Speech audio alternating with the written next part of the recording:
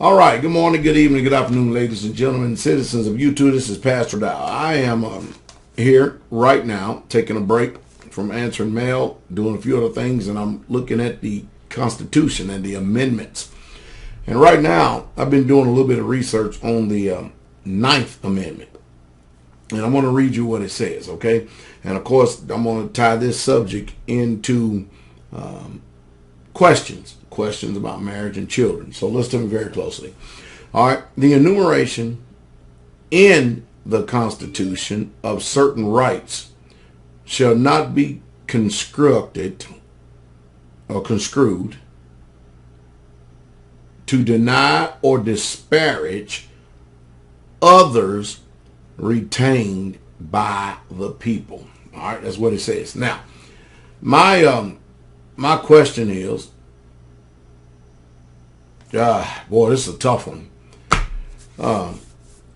I guess someone can argue, what are these other rights, that do not include the rights to choose one's own spouse without government interference. All right, we'll just throw that in there. So since I'm making this a subject about biblical marriage, Hebrew marriage, or whatever it is, I'm not only just going to go from a biblical perspective, we're actually going to hit it from a social secular society too, so we can, get a better understanding and comprehension of what is going on.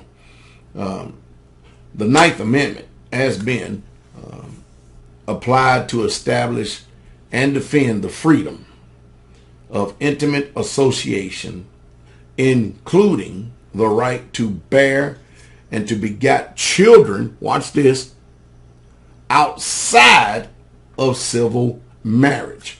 And this is the reason why I keep saying over and over and over again, that society as a whole and the way that the laws are constructed or construed are all totally jacked up. If you're coming from a Hebrew perspective, we know that polygyny is a regulated, sanctioned, biblically approved lifestyle by the Most High Yah. Moses speaks about it extensively. Our people, well over 40 something men, is clearly all throughout the law, the prophets, and the writings. It's just there. It's all over the place, including Yah himself. All right. What's disturbing is that we find ourselves in captivity. We find ourselves in slavery. We find ourselves in a country, all right, that has adopted the form of Rome, Greek and Rome, who, I might add you, as we continue to watch the decline of this society right here, we can clearly see what's going on with this country and this world. Because we can see that the Greeks, while they claim monogamy, while the Romans claim monogamy, the Romans also did not think it was immoral for them to have a boyfriend. So they had a wife and they had a boyfriend. I personally call that nasty as hell. You may call it something else. Now we live in a country where the Supreme Court has just literally done a clean sweep and said it is moral and it is lawful and it is legal and it is right for a man to insert his penis into the rectum of another man. Now, from the Hebraic persuasion, we know that that is against Torah. That's against the instructions, and it's an abomination. As a matter of fact, the Most High said, this type of lifestyle will cause you to burn, because that's the choice of decision you make, and you will burn for this type of lifestyle. All right, and it's a perversion. So, but the country says, now, United States of America, this same Supreme Court and everybody else says that polygyny is immoral. Now, if that's the case, then that means Abraham was immoral, Jacob was immoral, out of which the 12 tribes of Israel come. Moses was immoral, Gideon was immoral, Elkanah was immoral, David was immoral, Solomon was immoral. We go on and on. Even Yah himself is immoral because he had two wives. And I tell you, We got to ask ourselves something. Can the Supreme Court consistently defend the right of a man and a woman to bear a child while denying them the right to establish themselves together with that child in the right to establish themselves together in a family unit? That's the real question. That's what that we need to ask ourselves. Can the court deny the child the right to a complete family with those two parents? Can they? That's the real questions intelligently that needs to be discussed. All right. Let's give a hypothetical situation right here. Okay. Suppose a man married with children becomes involved with a second woman and has a child with her. All right. Listen, he's married and he gets involved like we see often with the politicians in this country, like we see often, even with the president, whether you like it or not. The president has participated in serial polygamy. Now, you can dress it up with all the terms and everything you want, but the truth is he has had multiple wives. He's had 3 of them.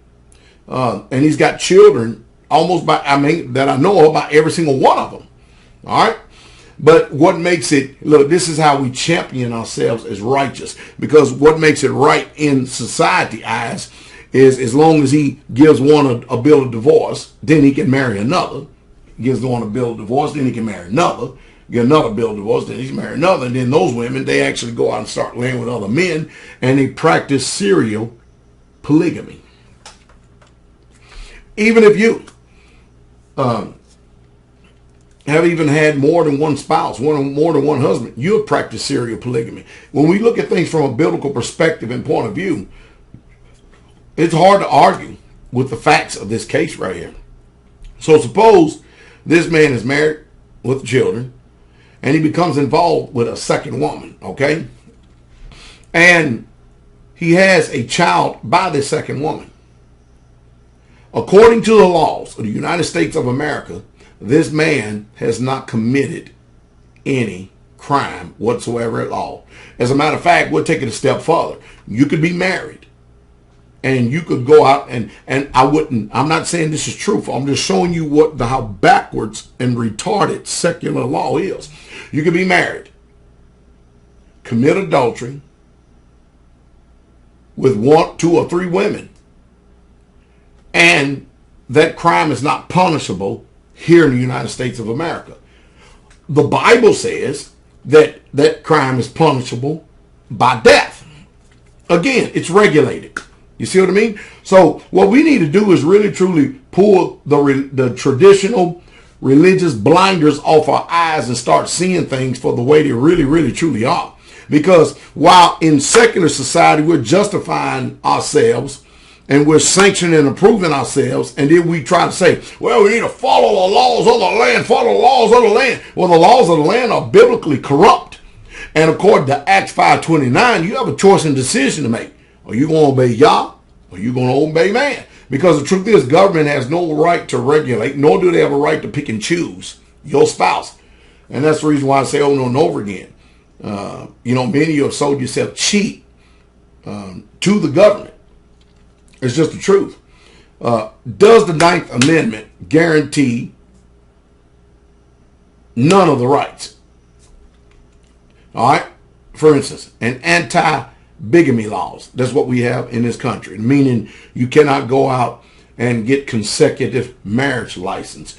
Then they have cohabitation laws. All right. Well, you can tell that they don't care nothing about these cohabitation laws because you got people shacking up, calling themselves boyfriend and girlfriend. And I might add, if you follow in the Bible, there's no such thing as a girlfriend. And if you really truly want to modernize the word of Yah to call it for what it really truly is, a girlfriend is nothing more than a concubine.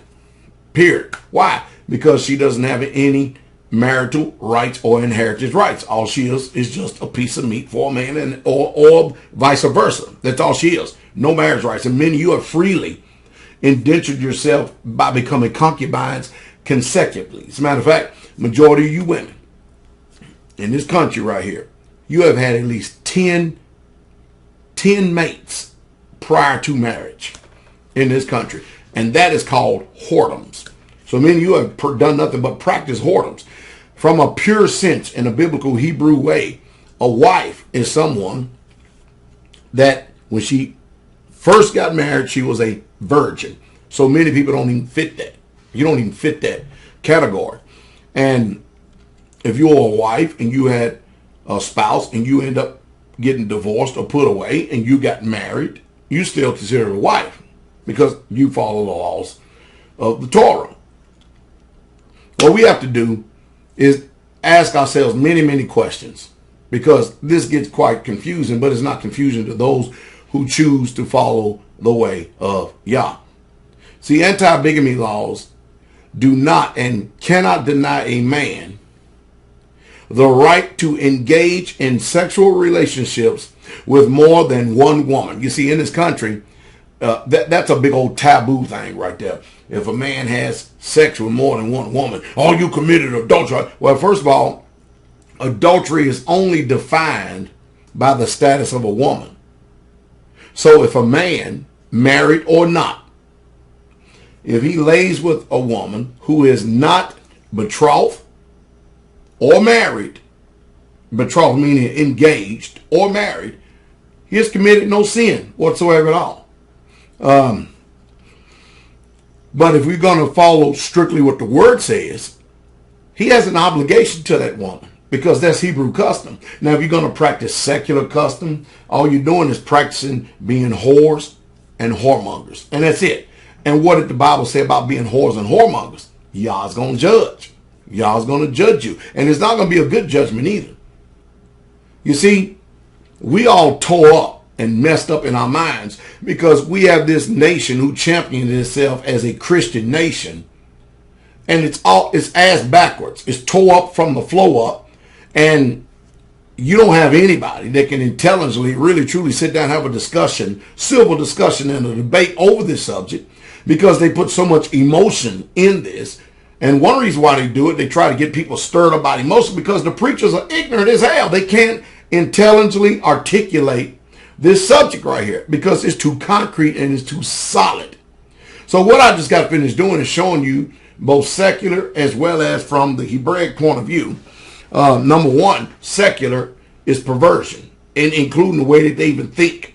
If you can legalize sodomy and then say polygyny is perversion, then look at the devil. The devil is a lie. I say to hell with secular society and your wicked ass, backwards ass, broke back mountain thinking. It's out of damn mind. I mean, but it's obvious that Yah is consistent. Yah has never, ever, ever in the history of mankind has ever had any problem communicating his will. Not only communicating his will, but he literally has regulated biblical Hebrew marriage.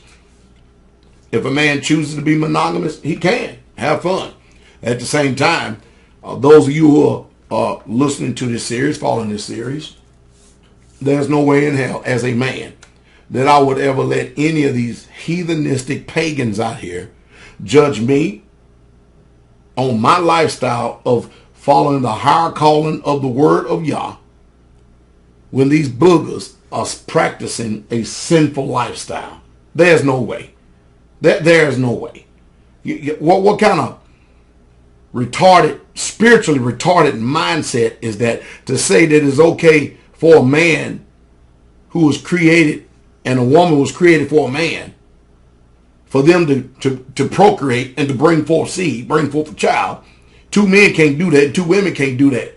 How much intelligence do you have that to know that that is not the way that things supposed to be? You see, for those of you who sanction the sodomy, you've got a spiritually perverted mindset, and you're in no moral position to do any judging whatsoever at all. Those of you who believe in monogamy only, you're in no moral position, because the truth is, tell the truth. Have you been monogamous all your life?